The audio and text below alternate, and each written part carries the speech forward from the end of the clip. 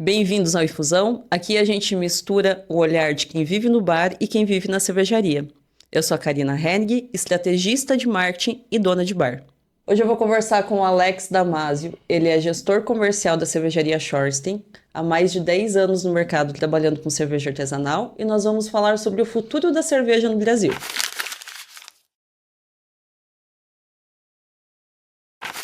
Alex, no bar a gente sente o peso da bonificação fechada, né? Geralmente você pede 6 barris, ganha um. Para o bar isso não é interessante. Geralmente o espaço de câmara fria é muito pequeno e a gente não consegue ter tanto giro de estoque, né?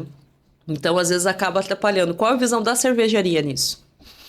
Já é um tema tanto quanto polêmico. Vamos falar de bonificação já. A bonificação ela acaba sendo uma arma que a cervejaria tem para não estar mexendo tanto no preço, né? Porque se a gente começa a ter rebaixos de preço, você não consegue depois voltar ao preço adequado. Muito importante a margem ser adequada para cada produto. Então a bonificação, muitas vezes ela é utilizada de forma errada, né?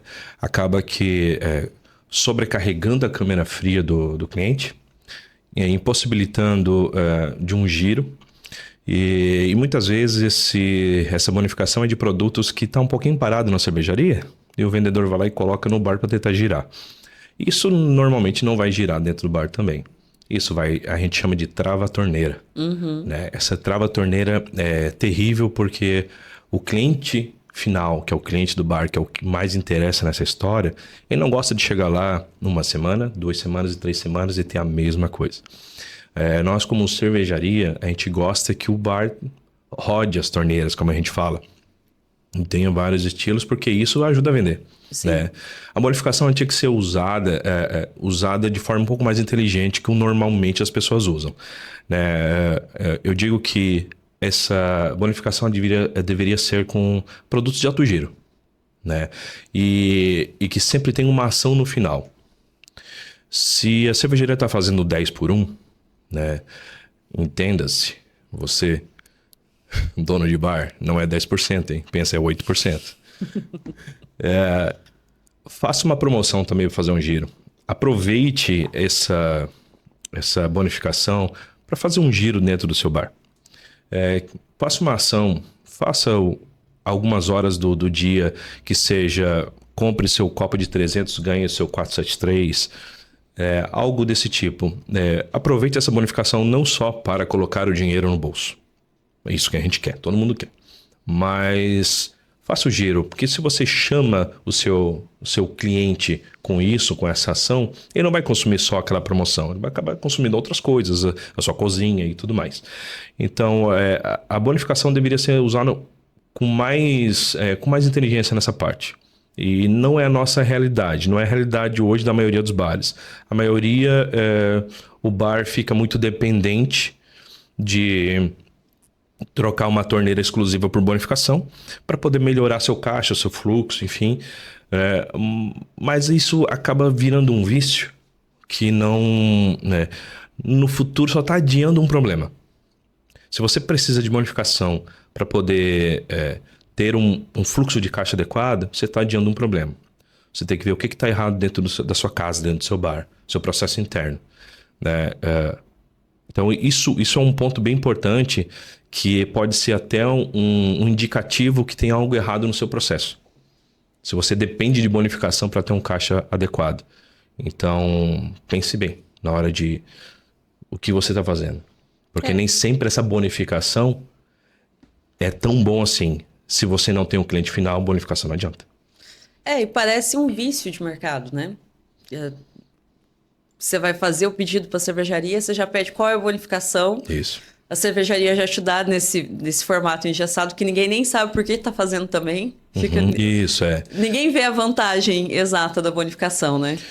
E algumas cervejarias já atentas a isso, o seu preço é um pouco mais alto. Para quem pede bonificação constantemente. Aumenta o valor para conseguir dar essa bonificação. Né? Agora, se você faz uma contraproposta para a cervejaria de forma inteligente, dizendo, vamos fazer uma ação de venda e vamos fazer uma parceria, muda toda a história. Porque aí você vai girar esse produto, vai colocar dinheiro no caixa, vai colocar gente para dentro do seu bar. Aí sim, aí é uma forma inteligente de utilizar isso. Isso é ótimo, né? Principalmente para bares que tem um marketing, que daí chega nessa isso. parte, né? Essa é a segunda parte, né? Essa é a segunda e, por que não até a mais importante? Nada adianta, né? Da visão da cervejaria hoje, marketing, ele tem valor ou ainda é firula? Porque a gente vê que muita cervejaria ainda trata o marketing como firula, né? Como o mercado cervejeiro, o ramo cervejeiro da cerveja artesanal, ele nasceu muito técnico, né? Então, acaba tendo ainda um certo receio sobre o marketing. Por quê, né? Acaba que não mensurando muito qual é a diferença entre ter e não ter. Então, acaba fazendo meio que a gosto próprio o seu gestor faz do jeito que ele acha legal, que o amigo achou legal. Isso nem sempre dá resultado, né? Eu diria que isso é muito mais um prejuízo por parte de quem está fazendo do que propriamente um investimento. Agora, quando você faz com uma empresa adequada, que sabe o que está fazendo, que hoje nada mais é do que trabalhar as redes sociais, isso é o que realmente dá volume, dá volume de visualizações e de rentabilidade depois disso, até porque é um modo que tem de se mensurar isso. De outras formas é muito difícil de mensurar. E dentro da cerveja artesanal, que são administrações menores, são empresas menores, tudo precisa ser muito bem planilhado. Tudo precisa ter números, tudo precisa ter resultado. Eu preciso saber quando eu contratei a agência, o quanto que eu vendi antes e quanto que eu vendo depois por causa dessa agência. Né? Isso é o básico. Né? E só dessa forma é que o marketing funciona. Eu tenho certeza que funciona quando se coloca dentro de pessoas que saibam fazer isso. Uma dica, né? Procure empresas especializadas no ramo. Né? Isso faz toda a diferença. Então, eu acho que é muito importante isso. Muito importante mesmo. Não adianta você fazer uma boa cerveja se você não está comunicando que você tem uma boa cerveja. É difícil chegar até no cliente final essa informação. Agora, se o marketing vai lá e coloca na cabeça dessas pessoas, seguinte, prova a minha cerveja, ela é boa, aí vai acontecer. Uma das dificuldades que o dono de bar tem é quando chega uma cerveja que ninguém conhece, porque dá muito mais trabalho pro garçom ter que explicar ela para todo mundo, né? A pessoa nunca viu, nunca tomou aquela cerveja. A Schornstein sai aqui de Pomerode e vai lá para Londrina, no Paraná. Então, lá as pessoas não têm. Aqui todo mundo conhece, mas lá não. Até que você explica, até que você ensina o garçom a falar o nome da cervejaria, né?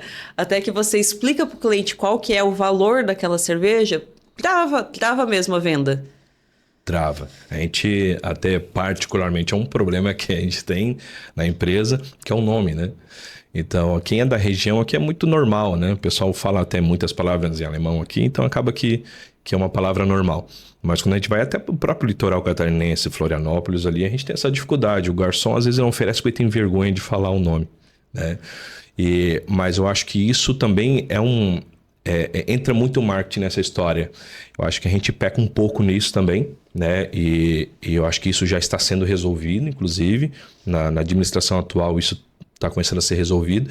A gente precisa realmente ter uma comunicação melhor nisso, né? De fazer, chegar até o dono do bar, uma explicação e uma divulgação dessa cerveja para que seja fácil para o garçom oferecer, ou mesmo, né, ainda melhor, essa informação já está no cliente final. Sim. Então, o cliente final procura a cerveja e não a cerveja procura o cliente final. Isso é o mundo ideal, né? Esse é o mundo ideal, esse é o que a gente procura, né? Então, mas a gente precisa primeiro entender como fazer isso. Só que não é o cervejeiro que vai entender isso, não é o gestor comercial também. Quem entende é uma empresa especializada nisso. Cada um no seu quadradinho, como se diz, né?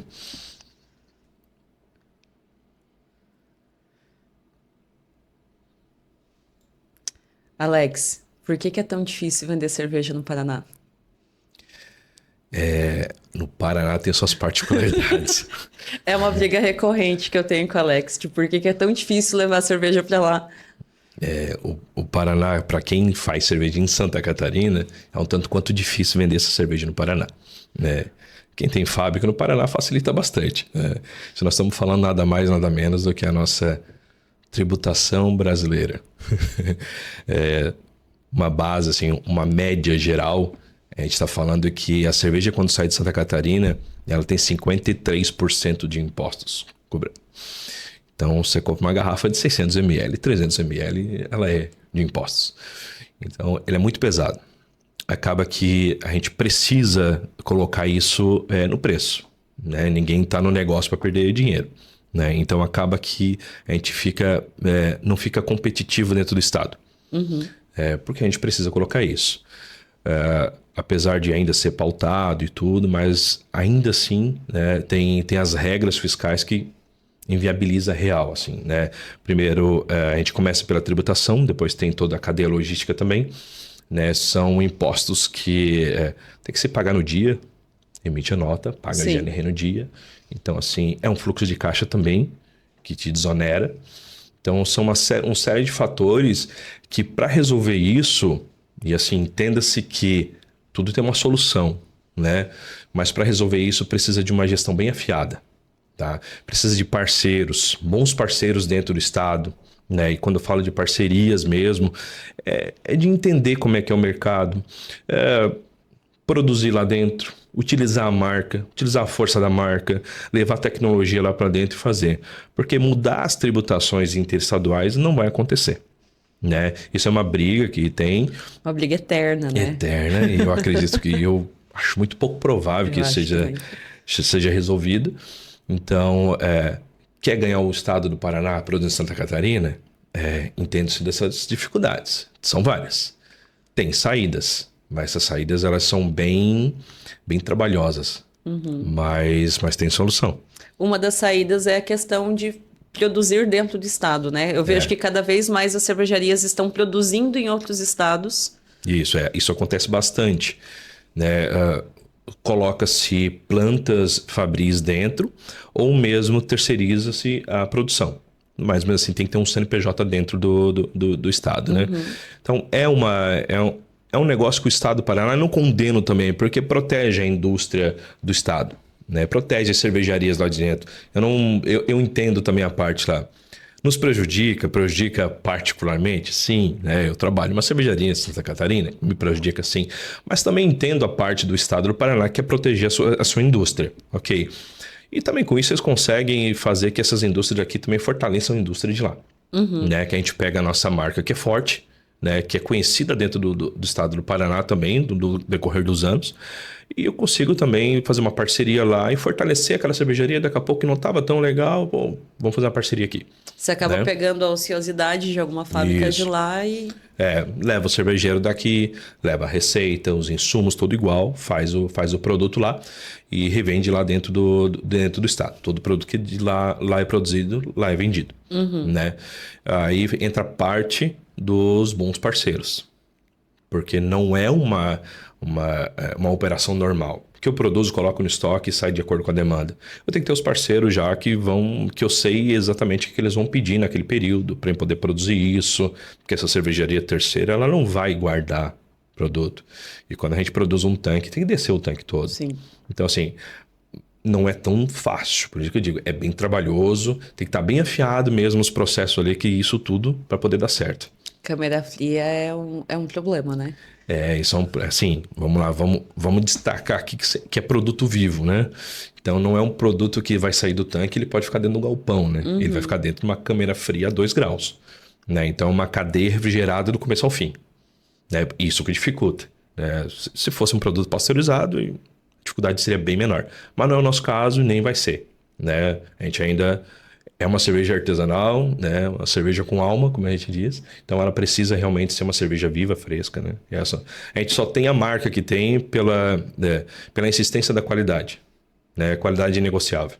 Então a gente precisa ter isso, né? Isso custou já muito caro para a Schorstein, né? Nesse tempo de 2006 para cá, né? Passou por crises e tudo, mas nunca abriu mão da qualidade. Isso perdurou muito a marca no negócio. Por isso que a gente hoje tem a possibilidade de ir lá no Paraná vender, Porque todo mundo, quando vê short, você sabe que tem um produto de qualidade. Sim. Né? Então, isso que importa real, assim, né?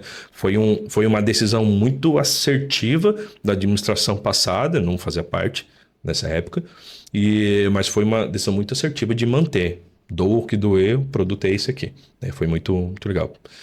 Principalmente lá quando começou a IPA, né? Em 2012, se eu não me engano, a Shorten lançou a primeira IPA, que é a mesma receita até hoje. Né, que é a querida de muita gente e a IPA que fez muita gente aprender a beber IPA. Né? Inclusive você, né? É o meu amor eterno. Completamente apaixonada, porque cada gole que eu dou nela tem o gostinho da nostalgia. É isso, e é muito fazer uma cerveja boa, uma ótima cerveja sem muita firula. Sabe, é isso. Isso que faz ter consistência no negócio, né? Sem muitas coisas, mas o padrão, a padronização, a qualidade, o produto que já está aprovado no mercado, isso é extremamente importante. Quando teve essa fase das IPAs diferentes, né? Eu sentia muita falta de uma IPA básica. Comecei a provar, né? Teve a IPA com lactose, que a gente comentou ontem. Sim. Uhum. E eu sentia muita falta de uma IPA... Só queria aquela IPA, sabe? Basiquinha, uma IPinha. Só quero tomar minha IPA tranquilo. E aí saiu do mercado, né? Começou a entrar um monte de IPA diferente, né? IPA e tudo mais. Foi um hype muito forte que teve de ter IPAs com fruta. IPAs... Entrou as NEIPAs, que eu acho que é um estilo muito legal, inclusive, né? Mas entrou no mercado com muita força. Sim. Né? Começaram a fazer começou a fazer já se faz muito tempo, né? Começou a entrar muito no hype do negócio, as double, as triple. Então é uns negócios que era bem... Daí todo bar queria ter cada vez a IPA mais diferente possível, né? E ficou meio que esquecendo aquela IPA normal. Sim. Né? A IPA tradicional. A mãe de todas. A mãe de todas, exato. Então, a Short nunca deixou de fazer ela, né? Então, ela é a segunda cerveja mais vendida do grupo, né? Ela só perde mesmo para Pilsen, que é normal, né? Mas essa IPA ela nunca saiu do mercado. Engraçado que, mas o paladar das pessoas evolui e essa IPA pode ficar ultrapassada. Não fica. Eu não sinto isso. Pra mim, ela sempre foi a IPA de segurança. Isso, exato. É isso de aí. tudo que eu já bebi nesses alguns poucos anos aí, sempre foi a IPA de segurança. E é isso. Provava as double e tudo mais, mas às vezes só queria uma IPA clássica. É legal experimentar todas, assim, né? Que tiver interesse. Por experiência e tal, mas você experimenta uma e toma 3 IPAs normais. Sim. É isso. Exatamente. Né? É isso. Esse é o cronograma do bar. Exato. A NEIPA, por exemplo, eu gosto pra caramba, mas eu não consigo, às vezes, passar a noite inteira numa... Não, A IPA eu vou... Ela é um pouco mais... ela é um pouco mais, entre aspas, pesadinha, vai aveia na receita e tal, então ela deixa um pouquinho mais... deixa um pouquinho indigesta. Já a IPA não, a IPA normal... segue a vida dela. Então, assim, nada contra as outras, pelo amor de Deus, né? mas falando muito bem de uma, sem precisar falar mal de outra, né? A IPA Shorsten, ela é a prova que um produto bem feito e consistente no padrão, ele perdura, né? Sim. Ele perdura, né? Vamos lá, já estamos com 13 anos de IPA. Se eu não me engano, 2012, tá? Mas eu acho que é isso. Se eu tô errando por um aninho, mas eu acho que é isso. 2011, eu acho que ela... pode ser. Acho que é. Pode ser. Era um período que quase ninguém fazia, assim. Um período bem... muito de... Na região, pelo menos, é um período muito de Pilsen Weiss. Sim. E depois, quando vinham os amargores, aí daí foi uma porta aberta para o mundo que tem hoje, né? Eu lembro, porque ela me encontrou lá no interiorzinho, né? Numa cidade minúscula. É verdade. E foi a primeira IPA que eu tomei. Então, foi assim... Nossa, que é isso? Que delícia. Ela converteu muita gente, Ela converteu. Eu fui catequizada pela Charleston IPA.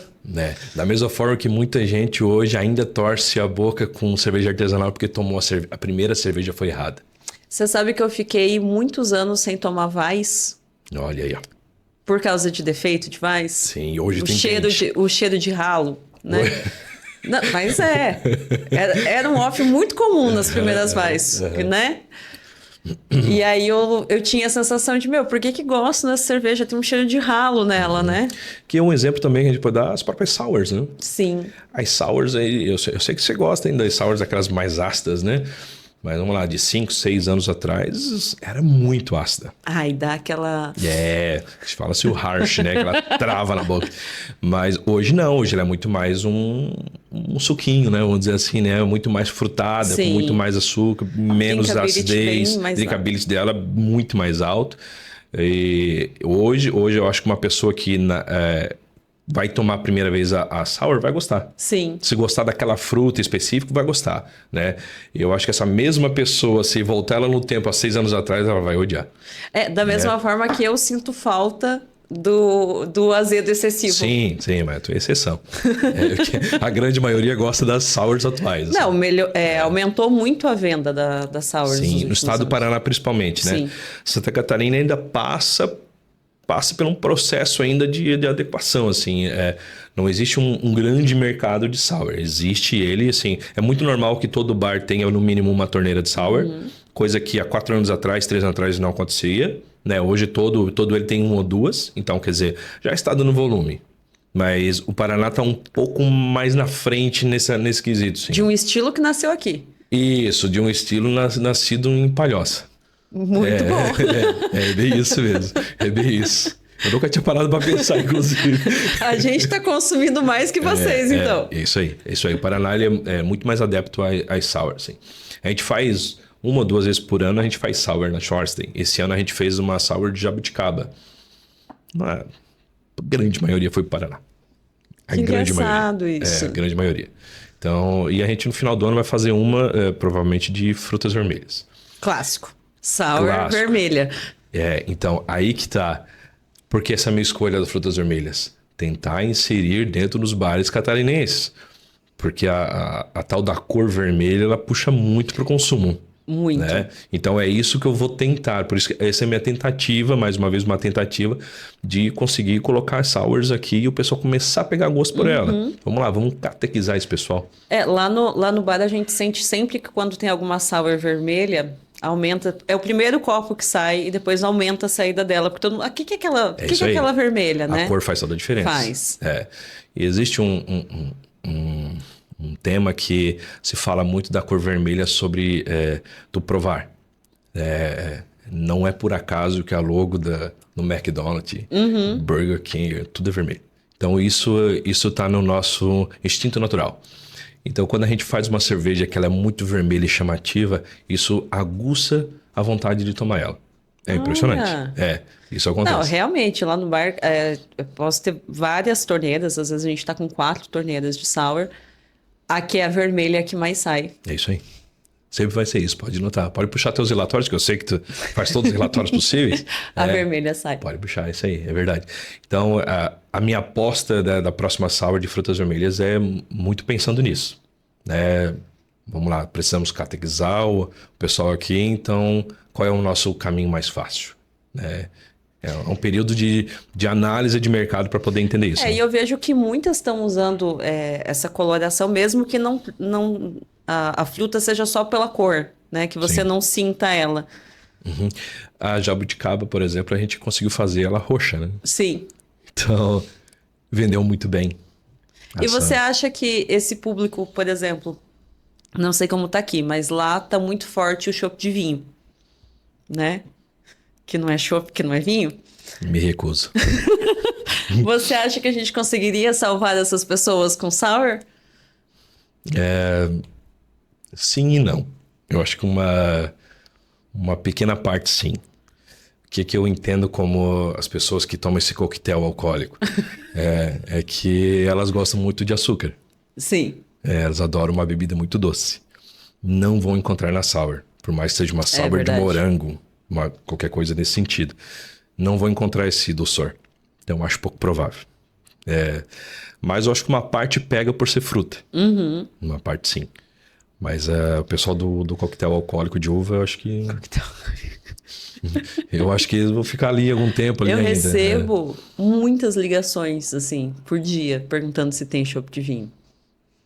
Muitas. E eu fico pensando sempre, como que eu salvo a alma dessas pessoas? Eu tento falar pra eles como é produzido. O pessoal dá um... Eu não tenho chopp de vinho, mas aqui eu tenho um Del Valle de uva e um Pilsen. Você pode Pilsen. misturar. Meio a meio. 50% do copo você vai ter o seu coquetel. Já resolve aqui, ó. É isso, né? Mas as pessoas que gostam, nada contra quem gosta, obviamente, né? É uma brincadeira. Eu sempre julgarei.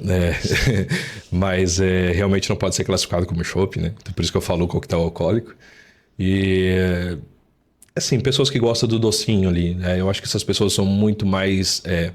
estão muito mais acessíveis a trocar essa bebida por um drink do que propriamente por uma outra cerveja. Sim.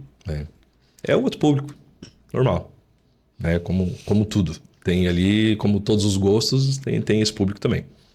A cerveja acaba tendo o estigma da questão do amargo, principalmente a cerveja artesanal, né? Uhum.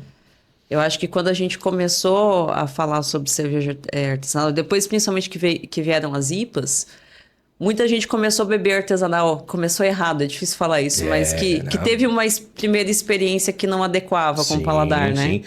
Eu acho que isso freou muito a cerveja artesanal no Brasil, né? Essa primeira cerveja errada. Isso freou bastante, assim, né? Até hoje eu acho que tem gente, acho não, tenho certeza, que classifica toda cerveja artesanal conforme aquela que ele bebeu há 3, 4 anos atrás de um amigo maluco, cervejeiro, que entregou para ele e disse que era uma IPA muito legal.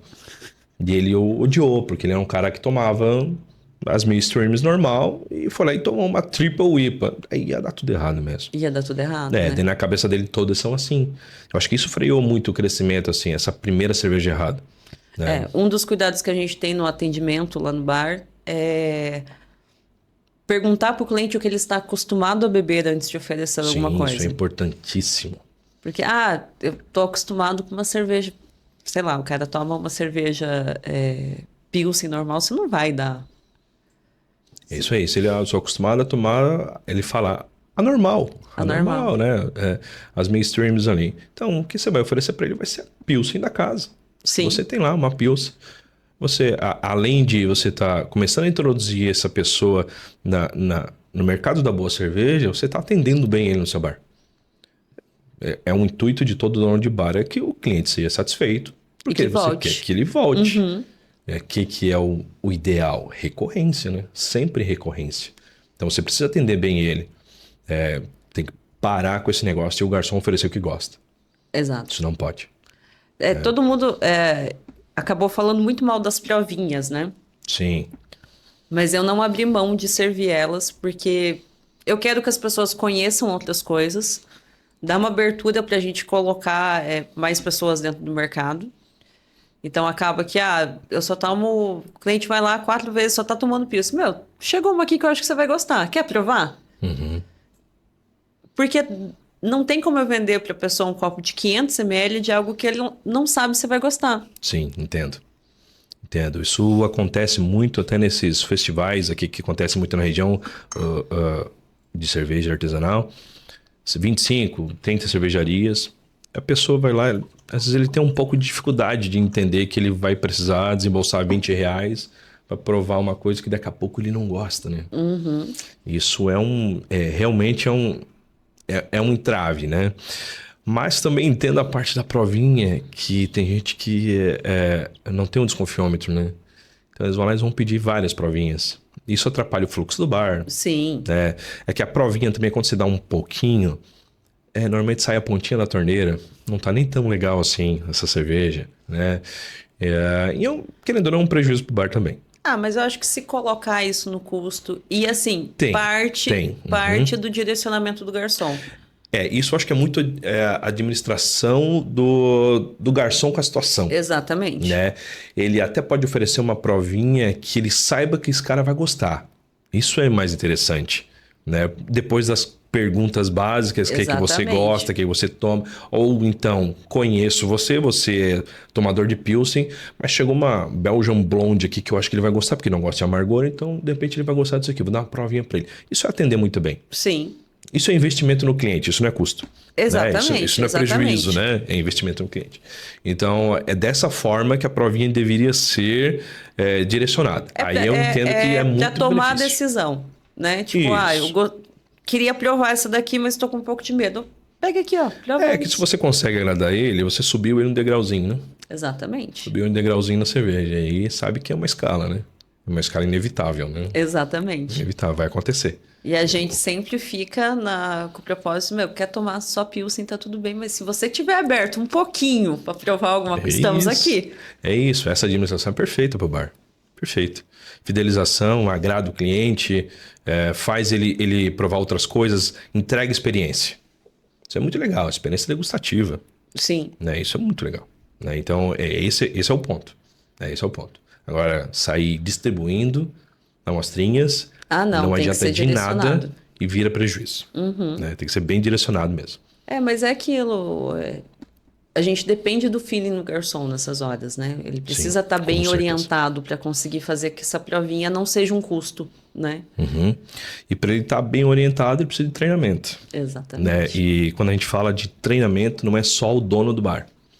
Eu acho que faz parte da cervejaria fazer isso. Ah, é? Sim, faz parte do gestor comercial orientar os seus vendedores. E seus vendedores, eles têm que saber dar um treinamento básico para a brigada de garçom. Isso vale muito. Isso vale muito, né? A gente faz muito aqui, né? Eu faço dentro dos bares, o pessoal que trabalha comigo, o comercial, também faz. E não é nada não é nenhum segredão, né? É muito simples, é como atender o cliente adequadamente. É saber falar o que é o produto. E muitas vezes quando eu vou conversar com eles, eu falo com eles assim, eu não quero que você saiba nada técnico, tá? Nem eu sei muita coisa técnica da cerveja. Então, assim, eu preciso que eles falem umas frasezinhas prontas que descreve o produto. É só que o cara precisa saber. E quando eu falo para eles, quando o cliente chega pedindo uma triple IPA, você não precisa explicar nada para ele. Exatamente. Ele já sabe tudo que ele quer. Você pode conversar com ele sobre a cerveja, você não precisa ensinar ele, né? Não precisa ensinar ele. Agora, se a pessoa quer saber alguma coisa, você precisa saber o básico de cada uma. Isso é um bom atendimento, isso você vai tirar, vai arrancar vários frutos disso. Né? A brigada precisa estar treinada. O vendedor é o garçom, né? Vamos lá, quem faz girar o negócio é o garçom. Exatamente. Ele é a ponta da lança sempre. Né? Esse cara, a gente tem que treinar ele. Sempre tem que treinar ele. Eu acho que esse olhar pro garçom e pra equipe ajuda a continuar vendendo cerveja do jeito certo, né? Que foi um negócio que foi ignorado um certo tempo, né? Então você jogava lá a cerveja, o dono do bar sabia, não repassava o conhecimento, a equipe fazia errado, e daí a gente volta para aquela parte onde o cara tomou a primeira cerveja errado. Isso. O garçom ele vai oferecer o que ele sabe, o que ele conhece. Então ele precisa conhecer do produto. Né? Algo que a gente sempre fala com eles, você não precisa gostar, tá? Tá tranquilo se você não gostar. Só você precisa saber a característica do produto. O seu gosto não é o mesmo que o meu. E o meu não é o mesmo dele. É isso. Né? Então eu só preciso informar o que é o produto. Né? Mas naturalmente eles acabam vendendo o que eles mais gostam. Óbvio. Naturalmente é isso. É mais passional a venda, né? Então o que a gente faz? A gente dá cerveja pro garçom. Como a gente sabe que tem um bom produto, a gente dá uma bonificaçãozinha para ele lá, ele vai tomar em casa, ele gosta. Então, assim, é aquela coisa que eu gosto de falar, assim, só preciso que prove o produto. A gente tem segurança no que a gente faz, né? Então, só preciso que prove. Então, quando o garçom ele toma, ele gosta. Então, dá um presentinho, ele gosta, e vai revender essa cerveja muitas vezes dentro da noite. Vai dizer, não, essa que eu tomo é muito boa. O cliente não vai dizer que não. Não, o cliente vai de acordo com a indicação dele. O cliente está ali por uma experiência, o cliente está ali pelo conforto. Ele não quer nem ter o trabalho de escolher, quer que alguém escolha por ele, né? Sim. Tem muito disso, né? Então é isso, assim. O garçom, ele é a ponta da lança, assim. Ele tem que ser uma pessoa muito treinada. Treinada para isso. Isso é bom para a cervejaria, é bom para o bar, é bom para ele. Que normalmente esse profissional ele é comissionado, ele ganha prêmios com vendas e tudo mais. Então é bom para todo mundo. Uma das coisas que eu sempre falo para a equipe é que a cerveja te ensina muito sobre a história do mundo, né? Sim. Então você ter na minha vida foi isso, assim, eu estudei muitas coisas que eu não teria acesso em outras áreas da minha vida através da cerveja. Então eu falo para eles, às vezes você está conversando com um cliente que pode ser teu futuro chefe. Dá uma volta impressionante. É isso aí. Então, assim, você conhece sobre cerveja belga, você já tem um assunto com ele.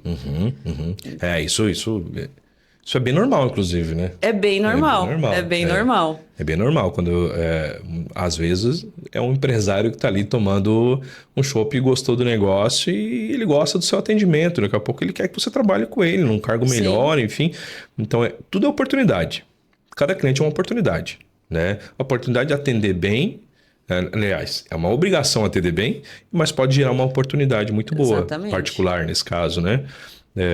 E sim, isso é muito frequente, inclusive. Muito frequente. Ainda mais essa categoria de vendedor, que é o garçom, tá ficando bem escasso, né? Bem escasso no mercado. Os bons profissionais. Na verdade, a gente aposta muito no treinamento por causa disso. Isso. Porque, às vezes, para mim não compensa pegar um garçom que já tenha muita experiência. Eu avalio outras coisas na parte da contratação e ensino a pessoa desde do zero sobre cerveja. Só precisa querer, né? Só precisa querer. E que também, para mim, é um trabalho bem prazeroso, né? Ó, É legal, né? Vamos falar sobre cerveja desde o começo, mostrar os estilos para as pessoas. E é um jeito da gente ver o mundo fora da bolha, né? Porque nós estamos dentro da bolha de cerveja há muito tempo. Então, Sim. quando você pega uma pessoa que não tem esse conhecimento, você começa a relembrar tudo. E como é que eu faço a pessoa se apaixonar por cerveja? Começa contando uma historinha da cerveja. Exatamente. 9.000 anos atrás. Não sei. Feita pelas mulheres. Isso aí. Tem que falar essa parte. Tem que falar essa parte, isso é Tem bem que contar importante. a história da Hildegard, que eu amo. Isso. Essa é a introdução da paixão pela cultura cervejeira, né? Aham. A gente tem muito no Brasil, a gente tem muito essa visão de cerveja, muito festa e zoação, né? Mas, na verdade, a cerveja ela é cultural demais. Sim. Né? Ela faz parte da história da humanidade. Né? Eu até brinco, e na verdade é uma brincadeira, mas é sério, a cerveja salvou milhões de vidas. Né? Exatamente. Né? Que em um tempo onde a água na Europa era muito poluída e as pessoas morriam por causa da intoxicação da água, quem tomava cerveja sobrevivia. E era simplesmente biológico o negócio, não era nem nada mágico, só porque se fervia a água, né, para poder fazer a cerveja e matava as bactérias ali. Então, isso salvou milhares de vidas, né? Então, faz muito parte da humanidade a bebida, a cerveja, né? Então, às vezes é um pouco estranho para nós que moramos no Brasil, tem a nossa cultura aqui, que cerveja é muito festa e carnaval. Né? Mas na verdade não, na verdade a cerveja é cultura total. Sim. Total, cerveja é cultura e é coisa séria, cerveja é coisa séria e cultura. Hoje cerveja é um business para muita gente, né? É um negócio que sustenta muitas famílias, né, no Brasil, né? Então, Se eu não me engano, 42 mil pessoas ligadas.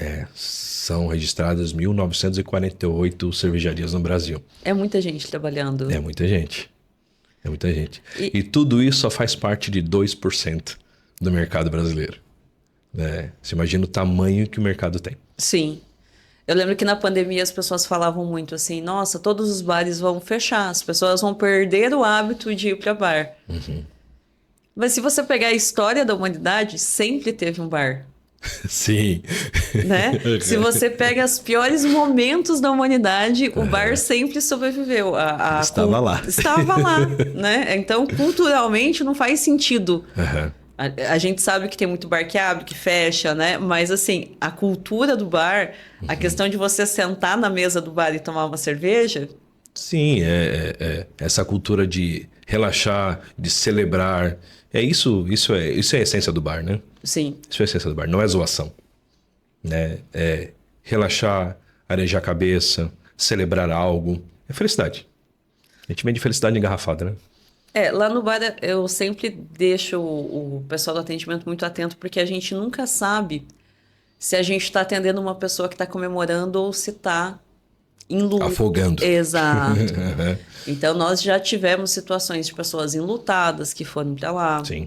Então, você nunca sabe quem você está atendendo, mas a pessoa vai pro bar em N situações. Nossa, vou casar, vou pro bar. Me divorciei, vou pro bar. Então, a gente nunca sabe. E isso tem um desgaste da equipe muito grande também, né? Tem que ler isso. Exatamente. Tem que ler isso. E tem que ter com muita calma, né? Na fazenda. Isso. Para que isso não ofenda de alguma forma. Exatamente. Né? E sim, seja um acalento para a situação e um empurrão para outras, né? Eu acho que isso é bem complicado de avaliar, mas é o calor do momento. Isso não tem como ensinar. Não, não tem. Isso é experiência de vida da pessoa que está atendendo. Isso não tem como ensinar. Né? Isso é experiência e tato do momento. Né? Mas, de modo geral, o bar ele é um coringa para tudo. Né? Sim. Ele é um coringa para tudo. Basta você usar de forma adequada. Né? É isso. E aí, Alex, a gente fala muito sobre que a bolha da cerveja artesanal estourou, mas a gente tem números que... Quantos por cento do mercado? 2%. 2%? Estourou essa bolha ou não? Não. Freou um pouco. Acho que pós-pandemia deu uma boa freada no crescimento. Teve um crescimento muito grande, principalmente de 2016 até 2020. Foi um crescimento, foi um boom, né? Foi quando se alcançou a marca de mais de 1.000 cervejarias no Brasil. E depois da pandemia isso caiu, fechou algumas, né? E depois agora vem crescendo, de 2022 para frente voltou a crescer, né? A pandemia machucou muitas cervejarias, né? Machucou o caixa, machucou muita gente, assim, né? Não teve como isso não acontecer, né? Decorrido os fatos. Mas vem crescendo novamente. Então, mas é um mercado que ele deu um boom, sim, e agora ele entra numa estabilidade e vai ficar ainda alguns anos na estabilidade e depois eu acredito que ele vai crescer novamente, né? Se a gente comparar com os Estados Unidos ele tem hoje lá seus 12% do mercado é artesanal. É muita coisa, tá? Vamos lá, vamos falar que os Estados Unidos é o segundo maior mercado do mundo, perde só para a China, né? Pela quantidade de gente que mora lá na China, né? Mas o americano toma muito mais cerveja que o chinês. Mas é o segundo maior consumidor e produtor de cerveja do mundo. O Brasil é o terceiro, né? Eles têm 12%, a gente tem 2%. Eu não acredito que a gente vai chegar nos mesmos patamares dos Estados Unidos. Os Estados Unidos é um negócio que começou lá nos anos 70. Nós começamos aqui meio de 90 para frente. Obviamente que tem uns antes que bem pontuais, óbvio que tem, né? Mas se a gente começar a falar de cena cervejeira, falando aqui em Porto Alegre, o Dado Beer, que começou lá nos anos, acho que 95, se eu não me engano, a própria cerveja Coruja, mais ou menos nesse período também, muito em Porto Alegre. Porto Alegre é uma escola cervejeira bem legal, né? Lá tem bastante cervejarias bem legais. Mas o boom mesmo estourou 2005, 2006, e aí aí ali foi crescendo muito. Quando a gente fala do sul do Brasil, que ainda é o grande mercado cervejeiro, o produtor cervejeiro, né? Isso veio e deu uma explosão de cervejarias aí de 2013 até 20 ali, foi muito, 14, foi muito. Agora a gente vai ter uma estabilização de mercado, provavelmente uma estabilização, eu acho que ainda mais uns 2 ou 3 anos, e depois isso volta a crescer. Mas depende até muito mais das cervejarias atuais se adaptar às necessidades que o mercado tem hoje. O mercado de hoje ele é completamente diferente do mercado de 10 anos atrás. De 2015 não dá para se comparar com agora. É totalmente diferente. Totalmente diferente. Existe uma geração nova que dizem que bebe menos. Eu discordo. Então, existe os Jay-Z, que você fala geração Z, eles acabam bebendo menos cervejas. Isso é fato. Eles bebem menos cerveja. Menos do que a gente gostaria que eles bebessem. Porque esse pessoal ele está um pouco mais nos drinks, naquela coisa toda, mas ainda bebe cerveja, mas bebe uma cerveja diferente. Eles procuram muito mais uma cerveja mais leve, menos alcoólica, sem glúten, sabe? Uma cerveja levinha. Vamos lá, vamos falar das americanas? Uma American Lager. Sim. É isso que eles procuram muitas. Essa geração procura muito isso. Contrapartida, a sua geração, segue bebendo legal, assim. O pessoal vai pegando firme, assim. A gente tá aí participando do mercado ainda. Até porque a gente tem aquele lema bem antigo da cerveja artesanal, né? Que é um caminho sem volta. Sim. Então, quem começou a tomar lá não vai voltar a tomar as outras. De nenhum. Não dá, né? Não tem dinheiro para isso. Vai beber menos, vai beber artesanal. É isso, né?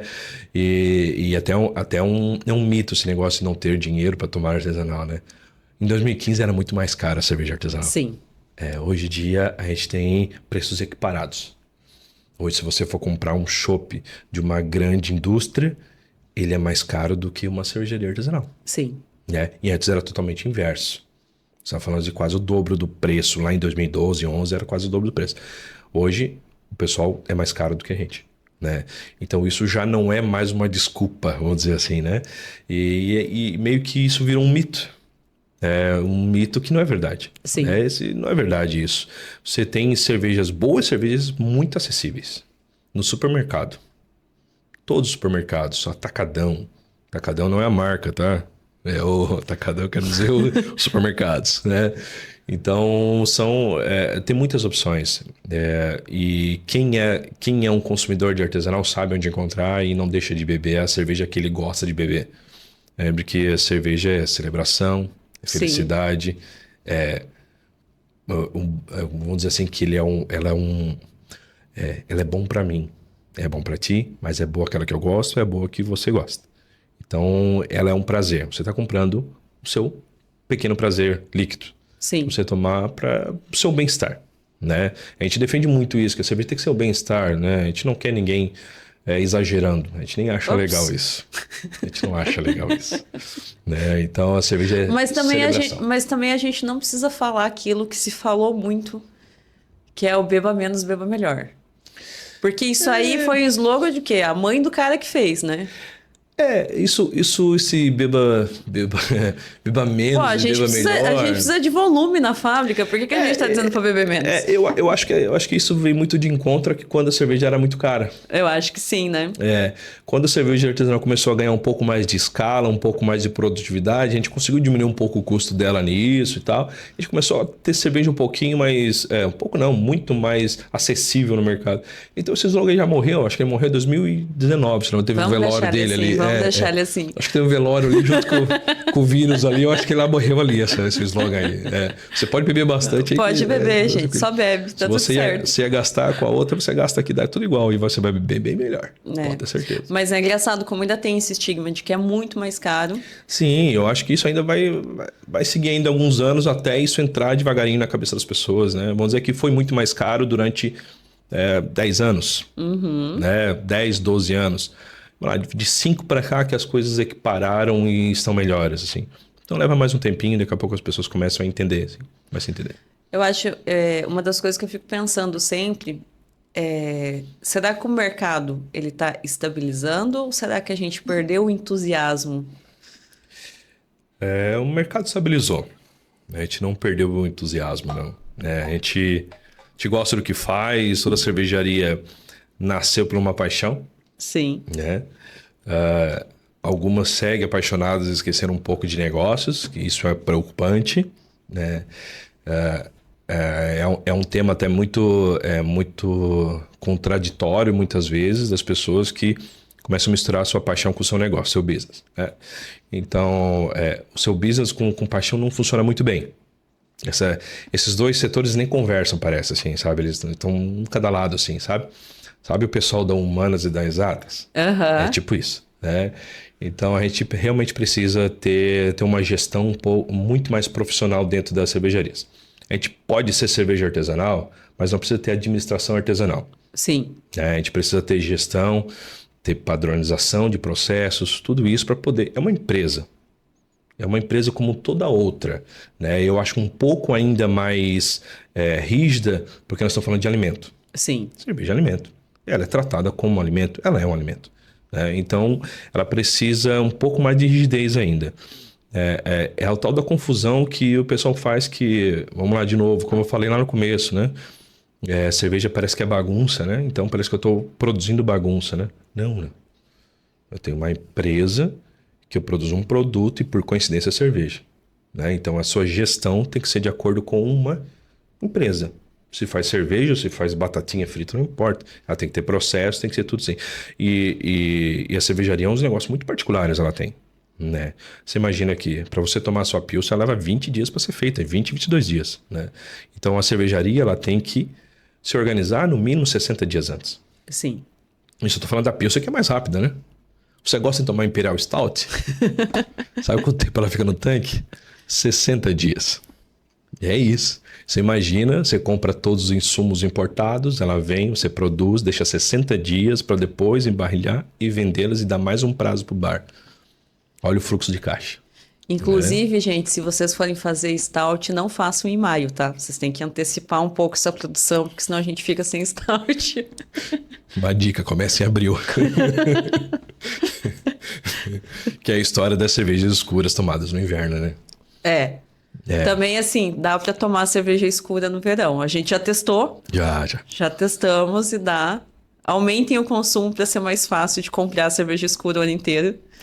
É, na Schorsten a gente faz a Bock. A Bock é uma cerveja de linha, né? E a gente tem duas séries, né? A Bock normal, a receita alemã, né? E tem a Bock chocolate com pimenta.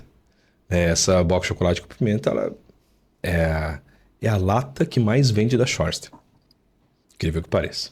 A lata que mais vende? É a lata que mais vende. Né? Então, assim, o nome eu acho que chama muito, Sim. né? Chama muita curiosidade. Então, está no mercado, a pessoa pega, procura, toma em casa, gosta. Então, essa pessoa, ela foi convertida a tomar cerveja escura no verão. Né? E entende-se que a gente não precisa tomar cerveja escura só no inverno. Sim. Não faz nem sentido. É porque a gente teve algum tipo de intervenção alienígena que falou que a gente tinha que tomar cerveja escura só no inverno. Não faz sentido nenhum, né? Eu, particularmente, adoro tomar...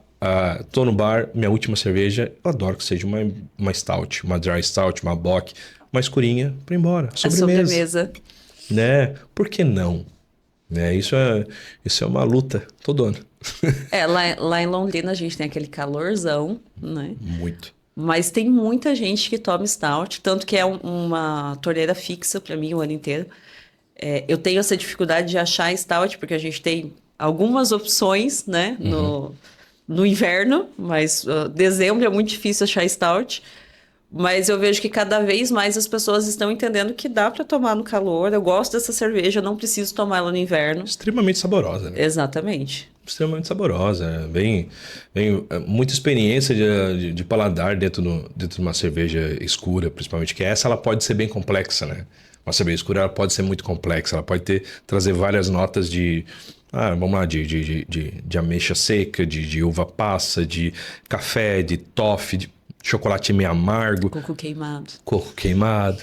Nossa, isso vem muito. É muito sabor. Sim. É muito sabor.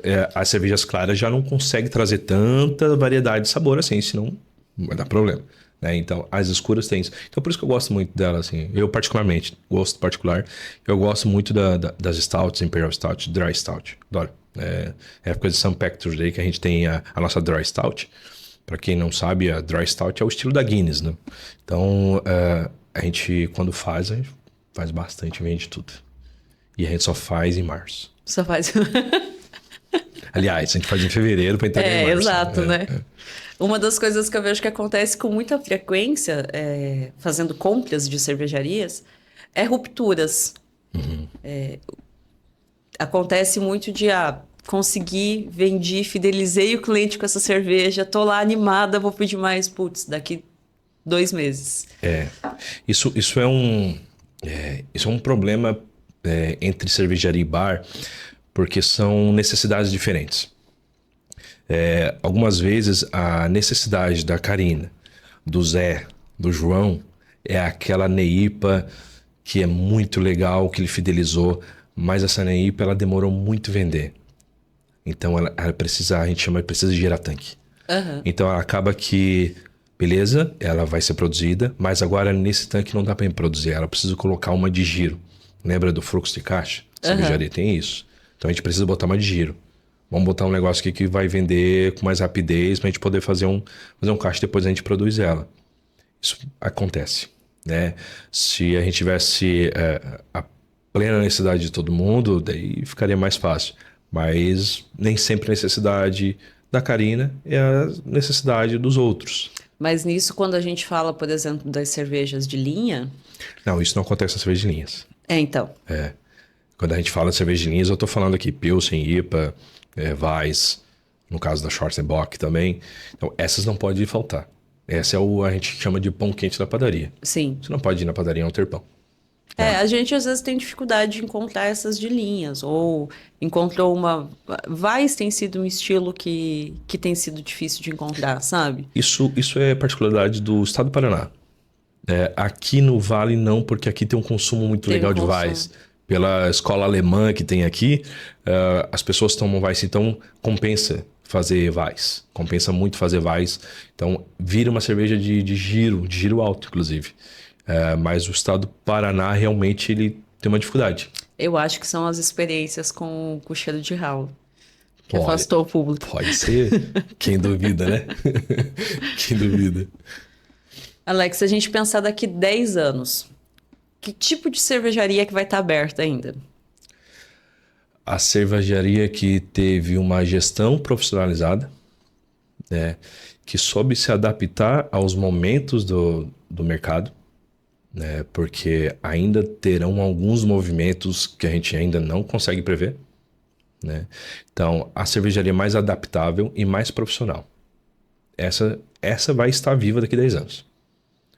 O restante eu acho bem pouco provável.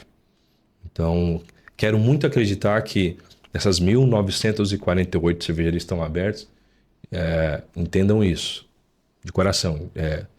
Para mim não são concorrentes, são parceiros de negócio. Né? Eu gostaria muito que todos tivessem uma profissionalização ao ponto de conseguir passar por crises, de conseguir entender o que o cliente final quer, o que ele está precisando nesse momento. De repente, passar um pouquinho por cima daquele orgulho e aquela honra cervejeira que não paga boleto de ninguém, né? E fazer o seu negócio dar certo. É isso, né? Fazer o seu negócio dar certo. Isso é mais importante do que o orgulho. O orgulho cervejeiro. Isso já passou. Isso aí também foi enterrado, parece, em 2017, se não me engano. Né? Isso não existe mais, né? Não tem mais espaço para esse cara. Né? Só tem espaço para quem realmente está no negócio para ganhar um dinheiro. Business mesmo. O cara que quer fazer a vida dele nesse ramo. Eu acho que quando você. O espaço que você pode ainda ter esse orgulho, né? É na panela, né? Sim, com os amigos. Com os amigos. Você tá fazendo Isso a é muito sua legal. cerveja pra você, meu, lá você pode. Ali você viaja longe. Vai ali, faz. Participa de concursinho de concursinhos aí de cervejeiros artesanais. Ali é seu orgulho ter que estar explodindo. É ali. Mas dentro da sua cervejaria que você precisa de volume, não é o momento. Eu acho que um dos problemas também foi o quanto que se confundiu, né? Quem saía da panela ia para a fábrica. Esse passo no começo era muito difícil, né? Sim. Você sair da questão, até mesmo do orgulho, né? Da liberdade criativa que você podia e entender o que o mercado estava precisando. A gente teve esse processo que foi doloroso para alguns, né? É a velha história de cada um no seu quadrado, né? Porque se o cara ele sabe, ele é um bom cervejeiro, não quer dizer que ele é um bom administrador de uma cervejaria. E não quer dizer que ele é um bom vendedor de cerveja. E menos ainda que ele é um bom marqueteiro. Sim. Né? Então, assim, quando a gente tem essa transição, e eu sei que quando se transita é um período meio obscuro e espinhoso, né? Porque você não tem aquele caixa para poder ter os melhores profissionais e tudo. Aí que tem que ter um cuidado. Porque realmente o cervejeiro ele é apaixonado por aquilo ali. Ele quer fazer a IPA mais legal do mundo, tal. Mas daí tem que ter o cara do comercial dizer, cara, olha só, essa região onde a gente tá aqui, vende mais Weiss. Essa região aqui vende mais Bock. Ou então mesmo vende uma Pilsen bem levinha com 2% de álcool. Me ajuda aí, sabe? Daqui a pouco tem que ter esse cara no negócio. E para que o negócio vá para frente. É uma decisão tanto quanto dolorosa pro cervejeiro, eu sei que é. Conheço muitos, né? Então eu sei que é essa parte. Mas é necessário, de novo, é uma empresa. Sim. Não é mais um hobby. Quando deixa de ser um hobby para uma empresa, tem que ser tratado como tal. Quando é hobby, é só um hobby. Você pode botar a quantidade de lucro que você quiser, tudo. Agora, quando você passa a ser uma empresa, aí vira profissional um negócio. Você tem que ter padronização. Não pode ter a sensibilidade do dia de botar um pouquinho mais de lúpulo, porque eu acho que vai ficar mais legal botar esse lúpulo. Não pode. Lembre-se que empresa é diferente de quando você faz a cerveja em casa. Muito diferente. O ego só pode ficar na panela, então. Isso. Pode... Ali ele pode ferver. Você já fez cerveja na panela, Alex? Não. Não? Não. Essa pergunta é bem recorrente. É bem recorrente. É bem recorrente? Você deve fazer muita cerveja em casa? Não. Não. Eu só sei, precisa. eu sei vender, né? Sabe os 4 pontos que eu falei agora? O cervejeiro, o administrador, o vendedor e o marqueteiro. Eu sou a parte comercial dessa história. Desses 4 pontos, eu sou o comercial. Já acompanhei muitos, né? Mas se der pra me fazer, provavelmente sairia uma péssima cerveja. Muito provável. As primeiras sempre saem difíceis. Né? Inclusive os melhores cervejeiros sempre erraram, né? Uhum. Mas não, eu nunca quis fazer, até assim. Não sei, nunca me interessei em fazer. Eu sempre gostei muito mais da gestão do negócio, da profissionalização. Isso eu bato muito nessa tecla de profissionalização do negócio. Eu gosto muito de gerir as coisas, as pessoas, né? Do que propriamente produzir. Acho que não é minha área. Não é minha área fazer isso, não. Admiro, inclusive, quem faz, hein? Eu acho que é um produto muito difícil de se fazer. Quer ver Pilsen, então, né? Por que Pilsen é tão difícil de fazer? Porque ela aparece muitos erros, né? Ah, não dá pra gente disfarçar com lúpulo ali? Não dá. Ela vai aparecer, se errar, vai aparecer. Esse é o porquê que, de repente, muita cervejaria pequenininha não faz Pilsen. Essa aí é a resposta. A gente continua insistindo hoje nos grandes centros ou as cervejarias estão conseguindo olhar para cidades menores? Esse é um ponto adaptável que a gente até falou agora há pouco, que as cervejarias precisam se adaptar à realidade, né? Os grandes centros é legal, tem mais gente concentrada, a possibilidade de vender é maior, sim. Mas as regiões metropolitanas é um ótimo cliente para se atacar. Atacar no modo de dizer a parte boa, né? Uhum. E lá até nessa regiões metropolitanas, muito bom, tem uma parcela de clientes carente por isso. Porque essas cervejarias acabam indo muito mais nos bares mais hypados dos grandes centros e esquece um pouquinho daquela região. E essas regiões mais afastadas, elas se sentem normalmente bem agraciadas aí com a possibilidade de ter as cervejarias ali legais que estão presentes nos principais bares, e também nos seus bares do interior, vamos dizer assim, né? E são pessoas muito receptivas. Eu acho muito legal, eu gosto muito, assim, dessas cidades ao redor dos grandes centros, assim. Eles são muito receptivos, assim, inclusive é muito bacana chegar até lá, assim, o jeito que recebem a gente com o negócio. Então, assim, eu gosto muito, assim, gosto muito de participar também da cena cervejeira do interior. E eu acho que é um negócio que ele só tende a crescer. Só tende a crescer, vamos lá, de novo, né? Adaptando a realidade dos povos. Adaptando, uma coisa você vender num centro histórico de Florianópolis, outra coisa você vender no interior de Palhoça. É outra coisa. São coisas diferentes, né? E é uma coisa você vender no centro de Londrina, outra você vender em Cambé. Sim. São diferentes. Um é melhor que o outro? Não. Só diferente. Né? Então, tem que ter o tato do comercial em saber o que ele vai oferecer. A gente volta lá naquela conversa do garçom, só porque agora é de forma macro. Uhum. É isso. Eu sei mais ou menos do que a gente já conversou dos seus números dentro da Shores, tem toda a tua jornada. Se fosse para você resumir assim, o que foi um grande diferencial nos teus números, na tua evolução profissional? Eu tenho certeza, eu nem acho, eu tenho certeza do que foi, né?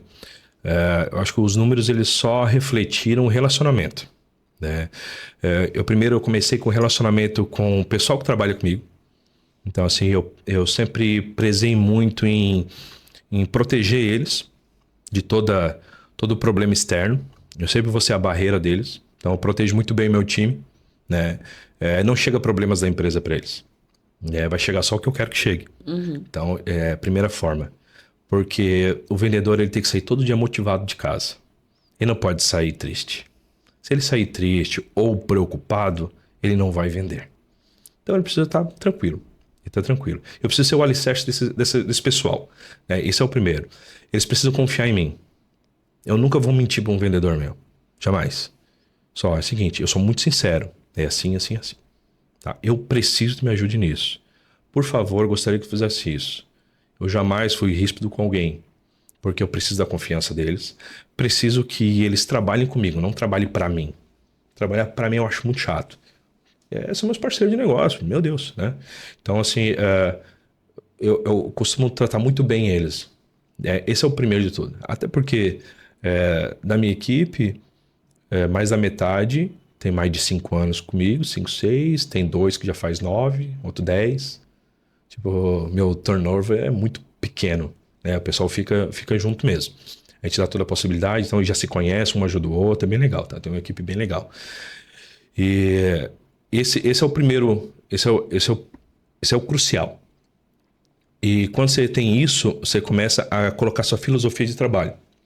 A filosofia de trabalho para a cerveja artesanal, ela consiste muito na confiança que o vendedor passa para o seu cliente.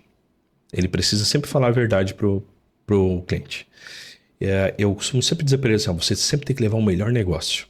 Você vai levar o melhor negócio para o cliente. Não deixe que o supermercado leve o melhor negócio. Você leva o melhor negócio.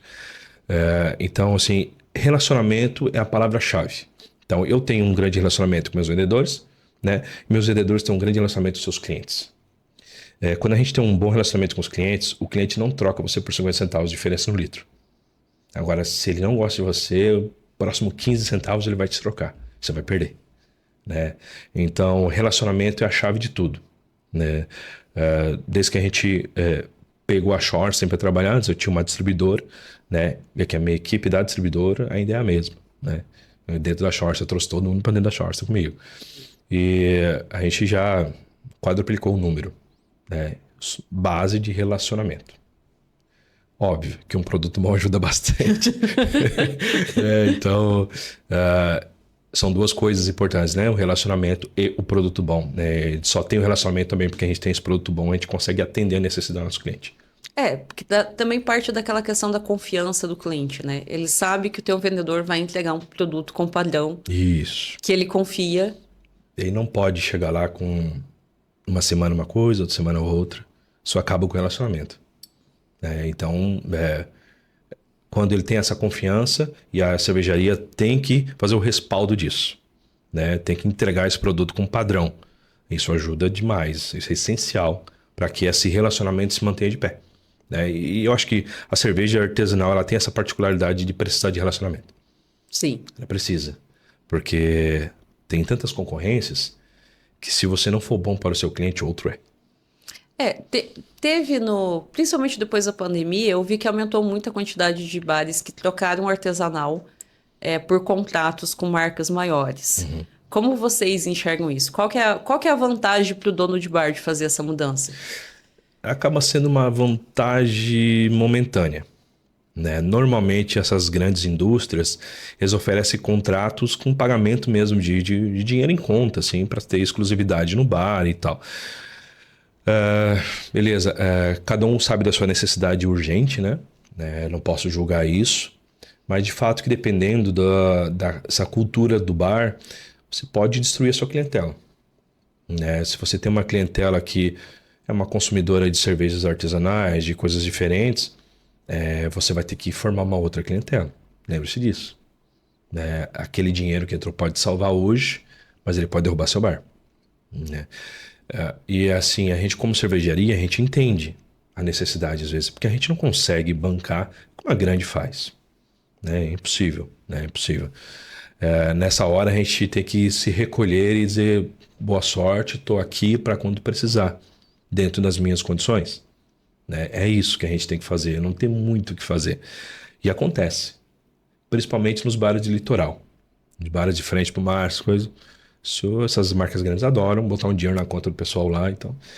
E só porque eu também já vi muitos exemplos de, beleza, eu coloquei aqui, me colocaram dinheiro na minha conta que nós como cervejarias é impossível fazer isso, mas o bar durou 6 meses, infelizmente. Muda o público, né? Muitas o vezes... público parou de ir. Você botou dinheiro, mas parou de ter o cliente. O que é mais importante? Um dinheiro momentâneo ou a tua carteira de cliente?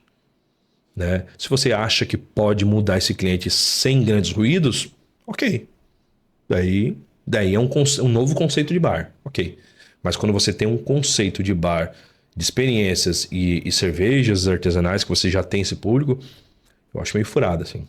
Meio furada. E não é porque eu tô do outro lado, não, né? Eu tô falando isso como uma gestão empresarial mesmo, né?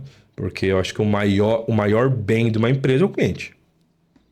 Sem ele, nada acontece. Nada acontece antes de uma venda, né? Já Sim. diria o grande. E você acha que é possível coexistir no mesmo bar Sim. artesanal Nossa, com... total. Tem inúmeros exemplos, né?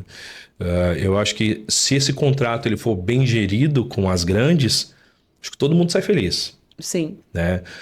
Por a gente entender também que esse bar ele precisa também de um respiro de caixa e tal, a gente entende isso. Mas se isso for compartilhado de uma forma que X% aqui é dessas torneiras vai ser da que está patrocinando tudo aqui, e os outros aqui vai ter também as diferentes, porque eu preciso atender esse meu público. Legal. Tá todo mundo legal, porque você vai receber ali, vai acabar resolvendo seu problema momentâneo, você vai vender a outra cervejaria lá grande, vai de repente até trazer um público que não vinha antes porque precisava daquela cerveja ali, acaba agregando alguma coisa, você não vai perder o seu público. De novo, né? Gestão. É inteligência no que tá negociando. Se você for inteligente o suficiente para poder fazer isso de forma adequada, você tende a crescer. Se você fazer isso na forma da emoção, provavelmente você vai ter um grande problema. geralmente, principalmente depois da pandemia, não é desespero, né? O desespero é que ele acaba fazendo essas coisas acontecerem de forma errada, né? Mas o bom gestor, ele vai saber agir e entender essa necessidade e adequar. Se adequar, tenho certeza que dá muito certo, né? Tenho vários clientes dessa forma, vários assim, e totalmente compreensíveis, assim, e tem muitos outros até que compram mais da gente do que compravam antes, porque conseguiu crescer o bar, né? Então, exemplos de sucesso para todo mundo, né? Ele vende a outra cervejaria grande, os caras estão contentes também porque faz um volume legal, o bar aumentou e todo mundo saiu ganhando na história, né? Isso é bem, bem importante. Preciso fazer uma pausa para fazer xixi. Cervejada? Falou de cerveja, não vontade de banheiro.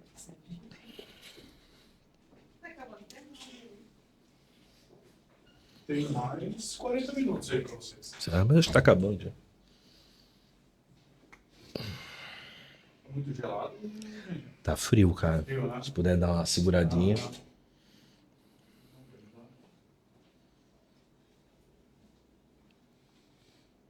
Alguma dica, alguma coisa? Áudio tá bom? Não, tô ótimo. Tá bom, tá bom. Vocês estão pegando. A distância do microfone. Não, se tivesse alguma coisa errada, eu já tinha vindo aqui. Tá. Né? Ah, beleza. Mas é isso aí.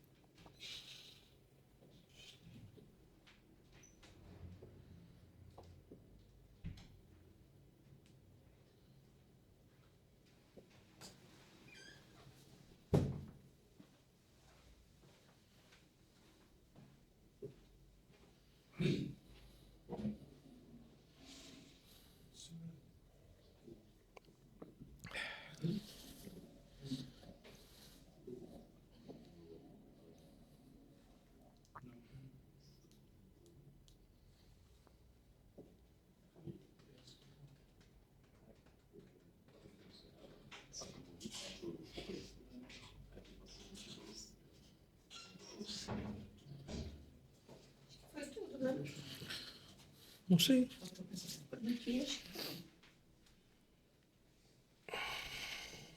Acho que tem a humanização, não fala. Ah, verdade.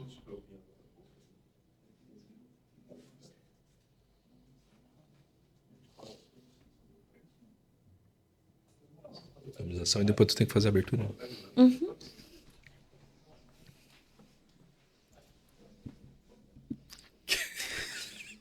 Nada. Falei nada. Tá rindo da minha camisa. Eu não. Tudo certo. fechar na tua câmera, aí segue de ti. Da onde vocês quiserem, né? Vocês que mandam. Vocês mandam. Não, pode ser, pode ser. Eu vou perguntar para ele mesmo. Quantas pessoas tu tem na tua equipe que eu esqueci? 11.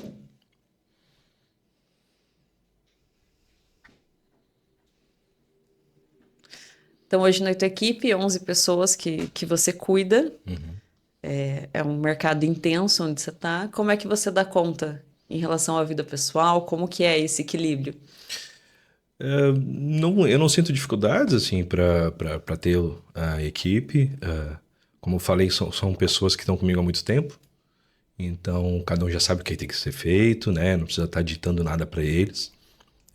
Estou muito mais na base de ajudar eles a realizar ou mesmo sanar algumas dúvidas, trocar mais ideias. Então, quanto isso é tranquilo, né? Normalmente eu faço visitas presenciais com eles semanais, vou a Curitiba, fico em Blumenau, Floripa ou Criciúma, a gente acaba indo junto com eles até para poder entender. Eu preciso muito entender o mercado. Preciso muito entender o que o cliente está falando, né? Eu não posso ser um gestor de Excel, né? Tem que ser o gestor presencial. Isso faz muita diferença, muita diferença.